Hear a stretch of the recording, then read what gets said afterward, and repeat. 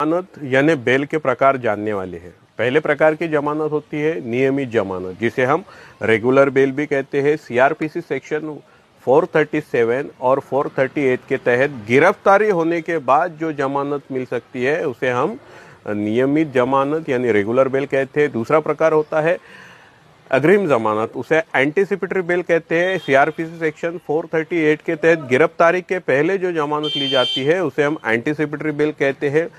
तीसरा होता है अंतरिम जमानत, जिसे हम इंटरिम बेल कहते हैं। उसमें अगर आपको नियमित मतलब रेगुलर बेल या फिर एंटीसिपेटरी बेल की सुनवाई लंबित होने पर कुछ समय के लिए जो बेल प्राप्त की जा सकती है उसे हम इंटरिम बेल कहते हैं। चौथी होती है डिफॉल्ट बेल यानी वैधानिक बेल।